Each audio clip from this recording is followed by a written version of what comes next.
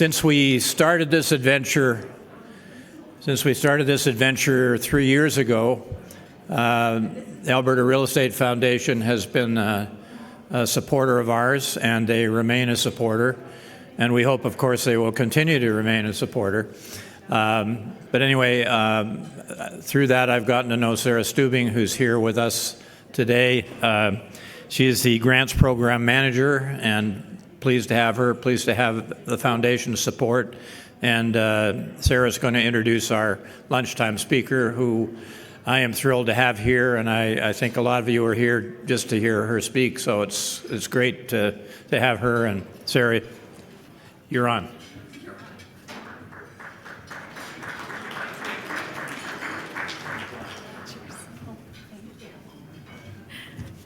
Good afternoon, everyone. As mentioned, my name is Sarah Stubing. I am the Grants Program Manager for the Alberta Real Estate Foundation.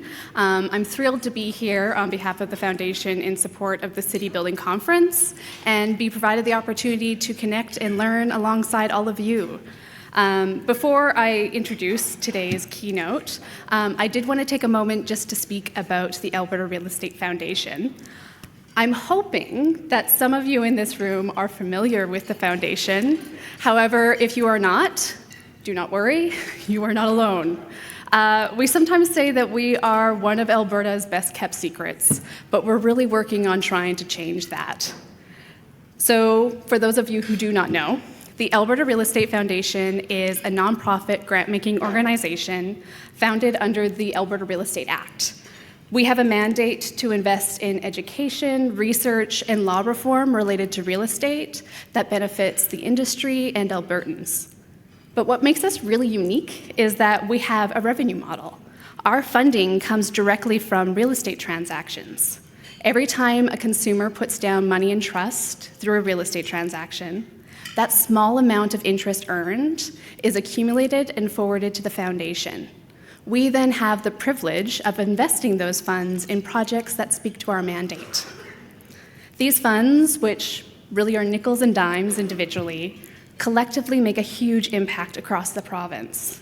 And many of you here today have played a role in that impact that you may not have already known, so thank you. Since 1991, we have granted over $30 million to nearly 800 projects across Alberta that support our land, built environments, Albertans, and the real estate industry. A couple examples would be a guide on implementing EV infrastructure in multi-unit residential buildings in Alberta, created by the Pembina Institute, research on the levels of radon in our built environments, and education for Albertans on ensuring our homes are safe and healthy. Housing law education through the Centre for Public Legal Education, Alberta. It provides free, plain language resources that break down the law around being a landlord or tenant, buying, selling, or owning a condo, including being on a condo board, and the buying, selling, and owning a home. And of course, we have supported some of the incredible research and projects through the University of Alberta, including research on housing and residential mortgage markets in Alberta and Canada, exploring the impacts of high interest rates on the housing market, and the development of tools to support policy and planning requirements to ensure that our built environments are inclusive and accessible for all Albertans. We understand that we are living in an increasingly complex and changing times, and we seek to fund initiatives that examine the impacts and interconnections of these changes and support our province, our industries, and our communities adapt to them. And our funding programs may be relevant to some of you here today in the work that you're doing. So I very much welcome you to explore our website, to learn more about our funding programs and the resources available to you. Or, of course, I welcome you to come and introduce yourself to me, and I would be happy to have further discussion exploring funding opportunities. And with that, I am very excited to introduce our keynote speaker for this afternoon, Dr. Jen Beverly, Associate Professor in the Department of Renewable Resources at the University of Alberta. With 6 years of experience as a wildland firefighter and over 15 years of professional research in wildland fire science, Dr. Beverly has made significant contributions both in academia and as a former research scientist with the Canadian Forest Service. Dr. Beverly's work is driven by a commitment to enhance our understanding of wildfires and improve the interaction between fires, ecosystems, and communities. Please join me in welcoming Dr. Jen Beverly to the stage.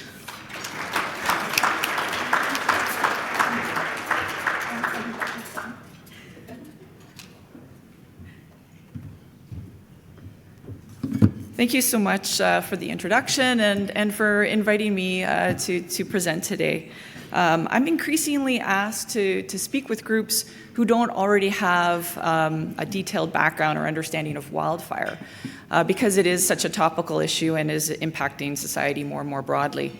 And I really value hearing what's going on in these other disciplines. And as I was listening to the sessions this morning, I was kind of remarking on, wow, these are all the same things that I've noted. I'm hearing sort of the same challenges in the case of whether it's affordable housing or energy efficiency or stakeholder collaborations. And I'm hearing the same kind of comments about the challenges faced, you know, the need for collaboration and the fact that that takes time, the issue of timelines and processes and overcoming barriers, you know, in the context of what I heard this morning around permits, the need for innovation and communication, overcoming communication gaps, and the need for consolidated resources to tackle difficult problems that communities face, and all of those things I could say about the wildfire problem, and so I think you might see some similarities in your work. Alberta has highly fire-prone landscapes. We have a lot of forests, and those forests burn. They're flammable. Predominantly, it's the conifer trees that burn really well, the needles, the spruce trees, the pine trees, and we've got a lot of them. And you know, I like to show this map, and it's the color shading is showing the polygons, the actual burned areas that have been mapped going back to the 1930s, and I've highlighted last year's fires in yellow because they were such a prominent feature that you can see on the landscape. But the other thing I like to point out about this is that we have not excluded fire from the forests, and you often hear this narrative, the problems that we have faced in terms of more difficult fire seasons in recent years is because, well, we've suppressed all the fires and we've created this problem where now they have to burn. We haven't actually. I don't know, you know, the people saying that, I don't know if they've seen this map. There's been a lot of fire continuously through time in Alberta because these landscapes have evolved with fire. Fire is a natural process, and it's something that we actually can't exclude even if we wanted to. The data, though, are very difficult to work with when you're trying to tell a story about what's the nature and the scope of the problem. And I map the sort of two key stats that we talk about for wildfires, the counts of fires in a year, and then the area that they burned. So the counts of fires are on the bottom. I always show these data with anything before 1960 in gray because the data aren't that reliable. The record keeping wasn't that great back then. The yellow data is better, but it's still fraught with issues. For example, the lower graph, the counts of fires, it looks like there's a lot more in sort of the more recent part of the graph, but they actually just changed the way they counted fires. They started counting stuff that they didn't used to include. And so the data on counts of fires aren't really good, although lots of people like to cite them. I tend to look at the top graph when I'm trying to understand what's going on in a very sort of high-level way. And what you can see is 2023, last year, was absolutely off the charts. It's nothing like what we had at any time in the past.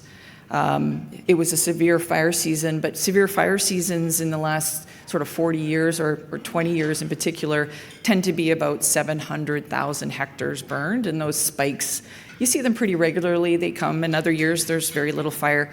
But 2023 is like nothing we'd seen before. We've studied the 2023 fires in depth, and I have a paper out. You can access it on my website, wildfireanalytics.org. And I don't have time to tell you all about just those fires. But one of the key things I want to point out is that 95% of that orange bar was caused by 36 fires. Okay? So we can have 1,000 fires a year, and that's pretty common, 1,200 fires, but 97% of those fires aren't doing anything in terms of the area burned. They're not the concern. So it's actually a small number of fires that are responsible for what you see on the news. And you see stuff like this. And, right, it's a spectacle. Who likes to just stare at a campfire? I do, right? You ever watched a group of people around a fire and you're just like watching it, and then, you know, fire is a spectacle, even at that scale. It's mesmerizing. It's this inanimate thing that's alive.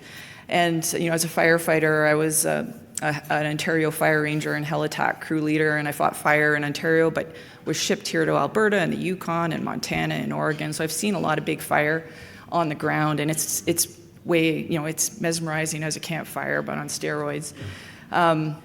It's a spectacle. And as an ecological process, it's amazing, right? This is the natural way fire rejuvenates a landscape like this, and these trees need it. You know, we have tree species that have evolved with fire. Their cones are bound up with a waxy resin, and fire is needed to pop open those cones. And while it goes through, it clears off the vegetation and creates this beautiful seed bed, then pops open those cones, and then you get the next stand coming in. And without that rejuvenating process, you don't have healthy forests, right? So, you know, I look at it as a, you know, from the fire ecology perspective, and it's really a beautiful process. And it's a natural process. And when I teach fire behavior to my students at U of A, you know, I talk about, well, this is actually a process very similar to photosynthesis in reverse. It's all that stored up sunshine from decades as those trees grew and that forest evolved. All of that stored up sunshine is then released in a few minutes. And we have videos.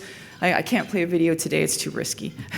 So you never know what the tech is gonna do, but where you see the fire come through, and it's literally within a couple of minutes, it transforms a 100-year-old forest, completely consumes all of the needles and kills all of the trees and sets the stage for that next stand. So really, really transformative natural ecological process, an ecological spectacle.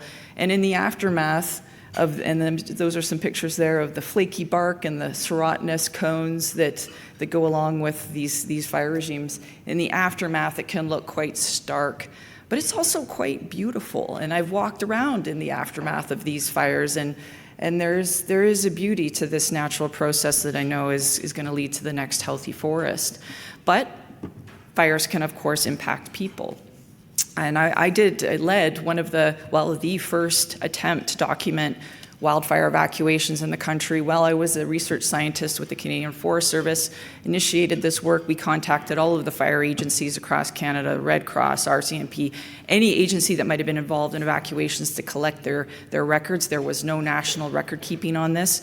And then we also used media reports, because fire is a spectacle and it makes a great story. So there's actually pretty good media coverage, and I read thousands of old newspaper clippings going back to the 1980s to extract out data. And I was giving talks like this, you know, back when we first did the work around 2008, 2009, published the paper 2011. And basically the story was very few Canadians are being impacted by wildfire, right? And the stats showed it. There was hardly any homes being lost. I mean, over a 30-year period, there was under 500 homes destroyed by wildfire that we could document. There was about 210,000 evacuees in total over that almost 30 years. And only an average of 18 homes lost per year, less than 10,000 people evacuated on average per year. And I could only find one documented case of a civilian fatality in 30 years. And so, a lot of people at the time was like, well, Jen, why are you even researching this stuff? It's, the impacts to people are not a big deal. And wow, have things changed. These are just some of the images I pulled off of the media and social media coverage of last year's fires. And what's so remarkable about last year was that fires were happening in places you don't normally see them, outside of Halifax, which is where I was born. And if you'd ask people 15 years ago, should we be concerned about wildfire in the outskirts of Halifax? Like, they would have said, what are you talking about? That's not even a possibility. But not only was it happening in places we don't normally see it, it was all happening in a single fire season, which is also really, really unusual. And that massive spike in 2023, what does that tell us? It says nothing about the past can help prepare us for the next fire year. Nothing about what we've seen over the historical record prepares us for what's going to come. We have a different climate now. We have a different landscape now. Historical data doesn't really help us predict or anticipate or expect. And we did not predict or anticipate or expect 2023, something like this. This slide I've had for years, and it started out with just the first three, and then there was Lytton, and I added that in, and then there was Jasper, and I've added that in, and I'm like, well, I'm going to have to keep shrinking this down. But when fires impact communities, they have commonly prompted postmortems. People look at it and say, well, we need to do things differently then. Suppression isn't enough. And starting with the Okanagan Mountain Park fire in Kelowna, I saw this because I was just kicking off my career as a scientist in 2003. And I was being interviewed, and people were asking questions, and they say, well, what's going on? Homes were lost. This doesn't happen on this scale in Canada. And so we were being prompted to investigate further. But the other thing that was happening is a policy shift, and it really maybe a radical shift and momentum towards mitigation instead of just responding to fire. And you have to do both, and as a former firefighter, I think fighting fires is a really good way to protect people and property. But getting out there proactively and trying to avert damage before it happens is something that became an increasing focus. And unfortunately, like a lot of the science and the tools that we had to work with evolved under a fire suppression mandate, right? So science and management evolved together. And so, the focus was always on, well, you need to know where fires are going to start, and you need to know how they're going to spread so that you can get around them and stop them. And you need to know, how long it's going to take for the fire to get somewhere and how intense it's going to be, so you know what kind of resources to dispatch and whether to call an evacuation and so on. The science to do that stuff was really well evolved, right? Because that had always been the goal. But with mitigation, the decision horizon and the needs around that decision changed. Now you're not really concerned about one ignition. You're looking at a whole landscape. You're trying to identify where are the hot spots for fire on that landscape so I can focus my limited mitigation resources to go and proactively do something. And by mitigation, of course, the big one is go modify the fuels. Go reduce the fuels. Take a thick forest stand like the one on the left. I don't know if you can see that well, kind of typical black spruce stand that we have in Alberta. Go take out some of the trees and make it thinner. And that's done to try to reduce the potential fire behavior. So mitigation was a different kind of problem. People were grappling, trying to solve it with the same old tools, and it wasn't working. And this is a whole other talk I could give. But I'll give you just what happened as a result of it, which is that I started to think about the problem really differently, probably around 15 years ago. And I started to think about, okay, every time one of those disasters plays out that we're trying to mitigate, it really does take a perfect storm, right? You've got to have a place for fire to transmit to, and it's got to be at a time when the fuels are dry, because water basically eliminates the fuels, and temporarily, but it's like they're not even there when they're moist, okay? And then you've got to have an ignition in that location, and you've got to have the winds pushing it the right way so that the fire goes towards more fuel. Fire is a contagious process. It's endothermic, exothermic. It has to preheat and spread. So you've got to have this continuous path of fuel, and it's got to eventually point to something that you care about. Now, every time there's a fire disaster, all right, what I've seen happen starting in Kelowna 2003 and ever since, there's postmortems, they go and look at that, and they say this was totally predictable. And you can hear people saying that about Jasper, and I'll come back to Jasper later. They'll say, well, this is totally predictable. We can show you exactly what happened. The ignition started here, and it spread through this, so you should have done something about exactly where it spread. And the problem is that this is actually not predictable at all. This is a perfect storm. And I can't tell you where lightning is going to strike, and I can't tell you where a spark is going to fly from the railway, and I can't tell you where somebody on a quad stops and their hot muffler touches some cured grass and starts a fire. And I keep getting told AI is going to figure this out, and I'm skeptical. Yeah. And maybe that's coming. But for now, we can't predict the ignition. And I've been studying fire and fire weather now for, going on 30 years, almost, we're spanning 30 years. And I don't know anyone that's very good at predicting at any point location where that ignition happens to happen, which way the wind is going to be blowing in the next hour, let alone next year or in the next several years. Because mitigation planning, you're looking out several years down the road, right? Because you're not response you can look at tomorrow, but if you want to be proactive, you've got to be doing this a year in advance. So part of the problem was that the science that evolved for suppression really had to look at all of these things in an integrated way. But the science required for mitigation needed to pull these things apart. And that's what we started doing, and really started to say, well, can we challenge the way the status quo and look at this differently? And I started to say, I can't predict those things, wind direction and ignitions and when the fuels are going to be moist. Like, have you ever had a good prediction for the weather 3 days from now?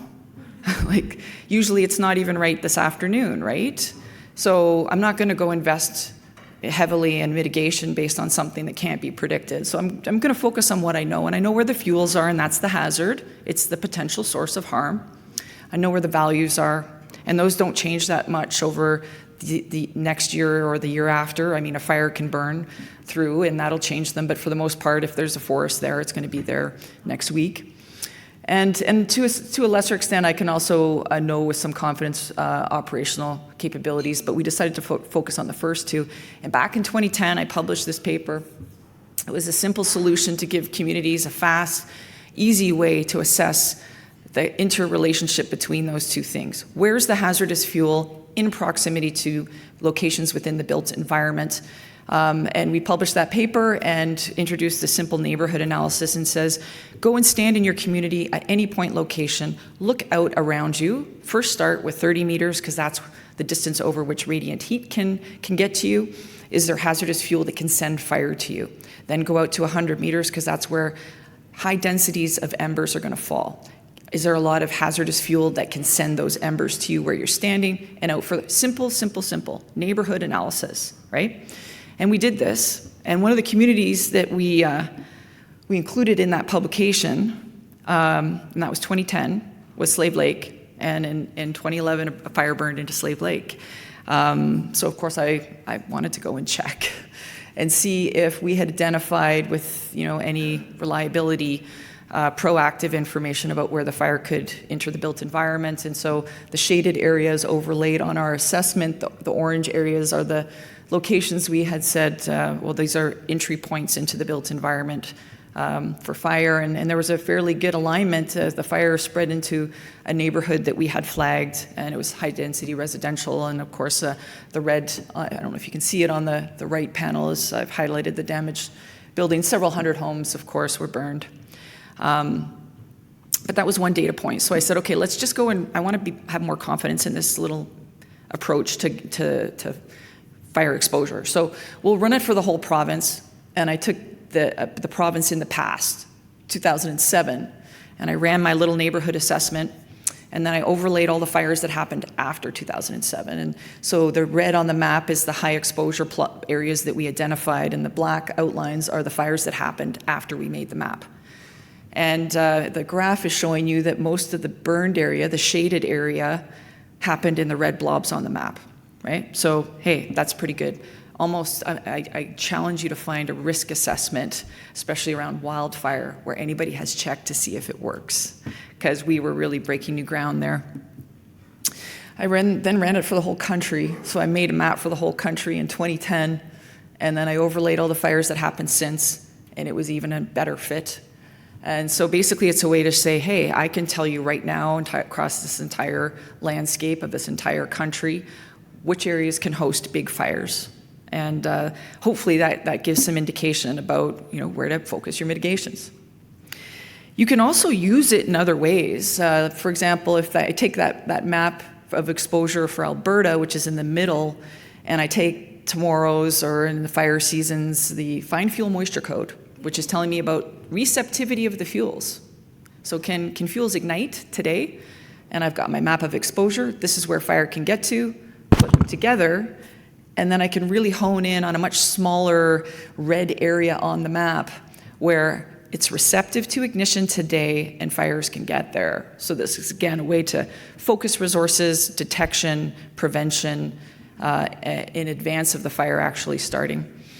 Then we decided last year, well, we published this paper, say, well, when a fire moves in on a community, it's going to follow a pathway, a trajectory. It has a direction mostly driven by wind.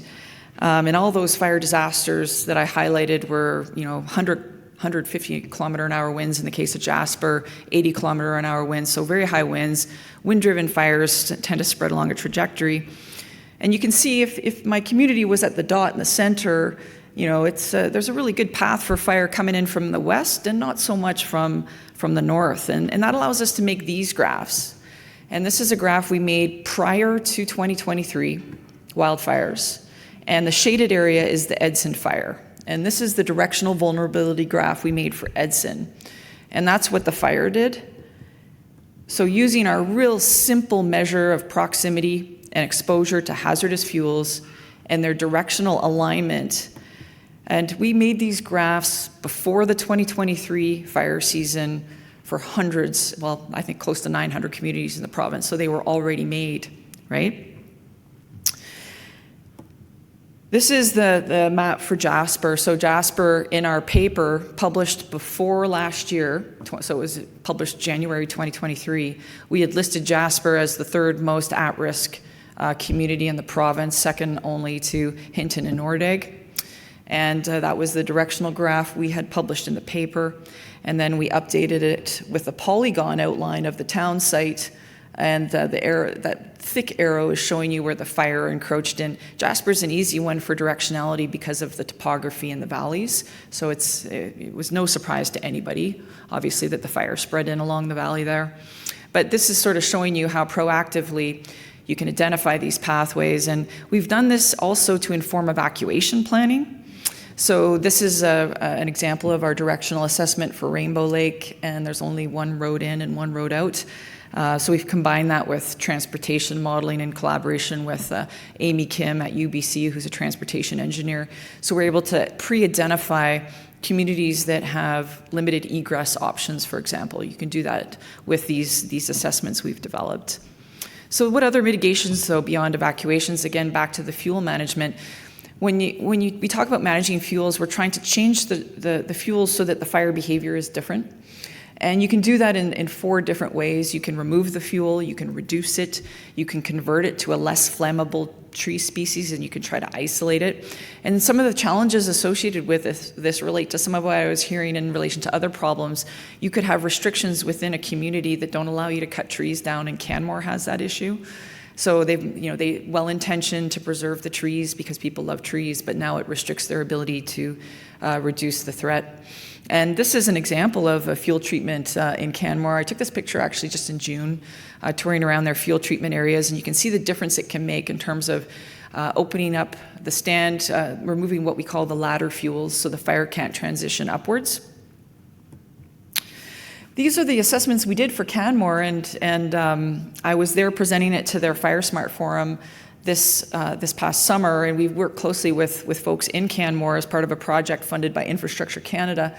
And so the landscape exposure assessment is the dark red blobs there on the left, and then we've overlaid also that directional vulnerability graph, and then the purple, that's the fuel treated areas. So this is Canmore, like Jasper, is a community that's been doing fuel treatments for decades, not just in and around the town site, but further out.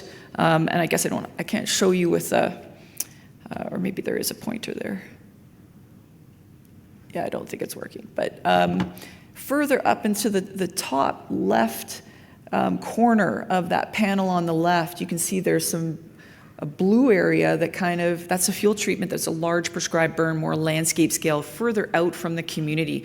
And when we talked to the town about the orientation of their fuel treatments, they explained their main concern was a fire from the northwest, coming in from Banff, getting out of the park, and coming in from, and then they've done a lot of fuel treatments up there to try to block off the pathway, and they happen to do it perfectly aligned with our directional assessment. So that tells us that when experts look at it, they're coming up with the same thing as our automated assessments. But they'd focused a lot on that northwest scenario. And when we got to talking to them about, well, you know, you do have also a vulnerability from the southeast. And they said, well, yeah, we don't think about that too much, but if that happens, it's going to be really, really bad because it'll push everybody into the park, whereas a fire from the northwest is pushing them into Calgary. And if everybody's being pushed into the park, into Banff to evacuate, there's not resources there to support the evacuation and so on. So we actually then sort of zoomed in and looked, showed them, we can show the individual buildings and neighborhoods and how each structure is exposed. This can be helpful for motivating homeowners to take action to reduce the flammability of their properties, change roofing materials, potentially remove landscaping, wood piles, and other things. When they see their house in red, they are extremely exposed to a potential ignition. And you can see how that changes, but Canmore is another community where there would be devastating impacts if a fire does get in there. And so going through, these products are used with the community. We're not telling anybody what to do with these, but they are tools that a community can use to make a decision. So Canmore started, we said, well, key thing you can do is look at scenarios. And they decided to start looking at a scenario of a fire from the southeast. Even though it's not expected, it's not the most prominent one they've worried about, they've done very little fuel management to the southeast. So they started to think about, well, what if that happens? What's it going to mean for evacuations? And so that kind of scenario planning can be very effective at revealing vulnerabilities. And another way we're using these products, this is our assessment for Hinton. Hinton is the number 2 above Jasper in terms of the vulnerability that when we assessed it. We decided to do some optimization modeling to help identify the optimal places to go and reduce the fuels. So with our metric of exposure, and we also calculated the number of buildings each fuel patch was exposing, so you can identify the most offensive fuels. And we also identified the optimal fuels to remove based on the importance of the values they were exposing, like, say, critical infrastructure. And these are just tools that can be used to help planners in terms of the mitigation planning, identify where to put their emphasis. I wanted to just take note of different people have contributed to the work that I've showed you here, and leave off with this comment. You might think, well, it can't happen in a big urban area, though, right? Like this is you're worried about landscapes and fires moving from the landscape into a community, like in the case of Jasper, for example, or Slave Lake or Fort McMurray. But May last year, it was May 2nd. I was driving up Grote Road. I just picked up my son from school. And I looked off to the west, and if you remember May last year, it was like summer conditions, right? It felt like summer. It was hot, it was dry, and there was a smoke column. And the firefighter in me said, that's a crown fire. And I thought, is that the river valley? Because there's lots of fuel in the river valley and it could burn, and it was May. Things burn easily in the spring when there's no green leafy vegetation. And I thought, okay, we're turning left now. We're going out to see this fire. And I drove out there, and I don't have the video. It's on my Twitter X feed if you want to have a look at it. I posted it, but it was a full-blown crown fire. I don't know if any of you guys saw it or were aware of it, but it was burning in some conifer trees along the Henday. And it blew up under high winds, and it looked like any other crown fire that I actioned as a Helitac crew leader years ago. But it burned out quick because there wasn't a lot of fuel. There wasn't a lot of places for it to go. With the right winds and the right ignition and the right dry conditions, you could get a fire blowing up in the river valley. It can happen here and in lots of urban areas that have occluded parklands within their boundaries. If there's fuel there, it can happen. And if it blows up and the winds happen to be right and pointing towards a neighborhood, it will rain down embers into that neighborhood, and it will ignite houses just as easily as it did in Jasper, right? So these problems are not exclusive to rural communities.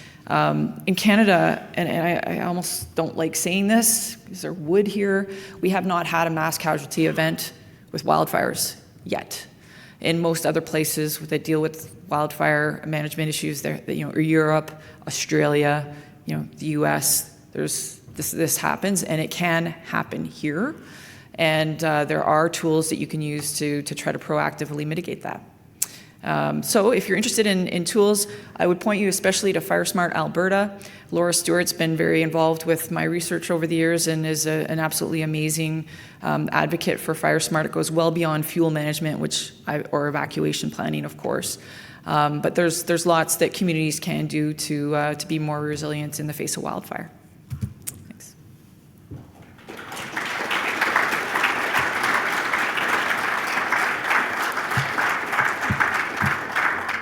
So I think we have.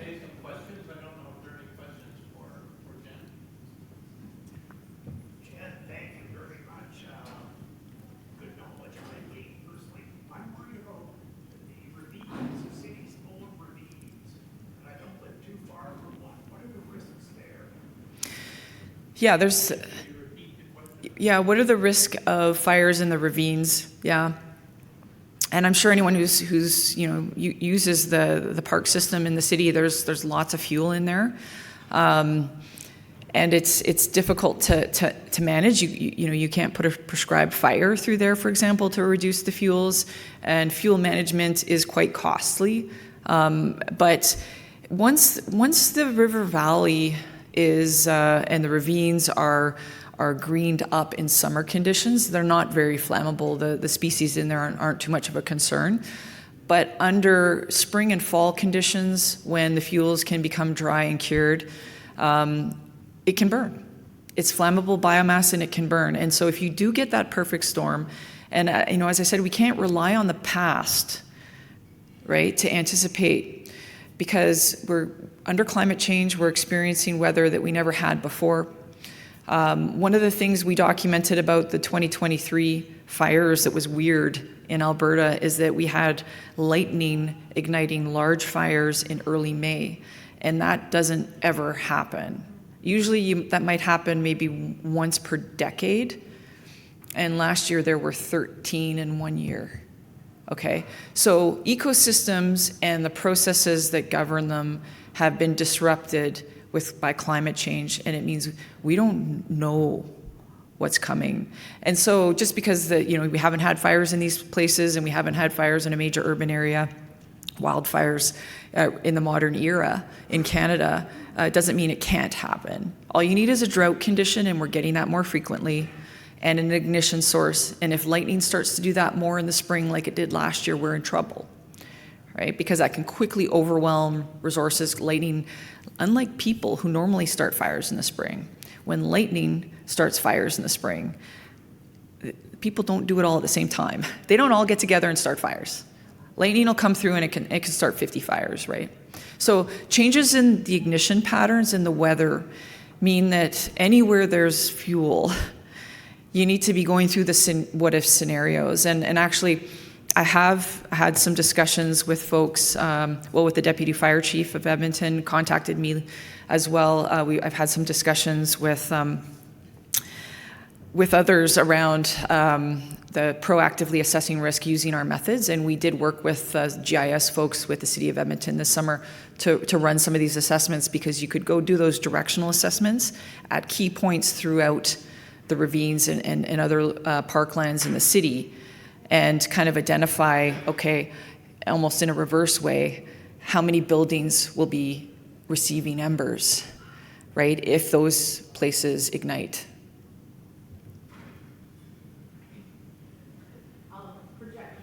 My name is Brandy Bernaniak. I'm the director of ESG for North America for ABC. We're a global real estate company. We are doing climate risk assessments right now to help with real estate selection and risk mitigation for their investment decisions. What you have built, I have not seen that granularity yet for wildfires, and I'm wondering if you've built in air quality implications, because building is not even near a wildfire. We are now managing indoor air quality concerns, because we've always made the assumption in Canada that the air outside is cleaner than the air inside the building. Have you modeled that into this in part? Yeah, so it's a great point, because I think everybody recognizes just how bad the air quality can get during summer conditions. And the assessments that we're doing is only about embers and radiant heat igniting a point. So if it's your house, can embers get to me? Can the fire get to me? Can it ignite my structure? So we're not looking at smoke at all. Other groups are modeling smoke. It's a much trickier problem. As you know, smoke can come from far off places, and depending on atmospheric conditions and other factors, that smoke can transport great distances. You know, smoke that we produce in Alberta can go into the States, can go into Eastern, right? So that's a really hard problem to identify. Okay, you could look historically, but again, the past doesn't really help us prepare for what could happen. So we could certainly try. Yeah.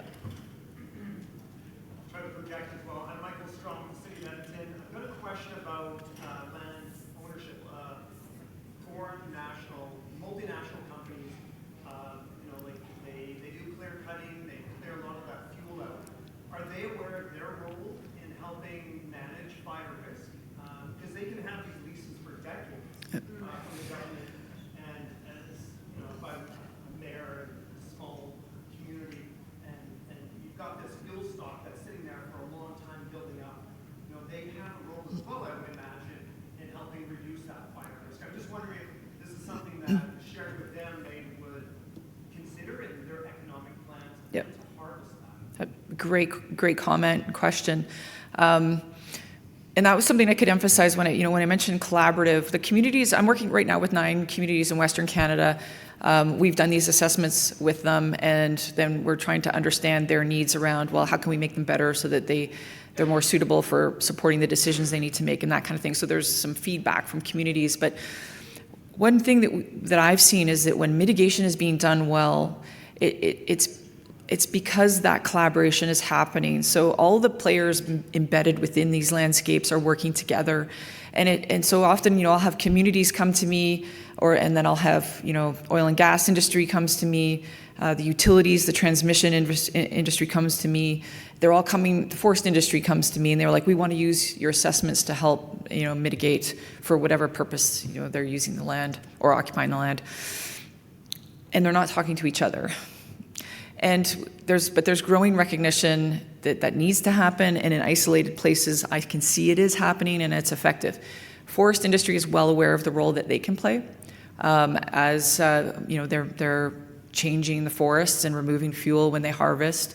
I was just a couple weeks ago on a wildfire panel at the Alberta Forest Products Association AGM,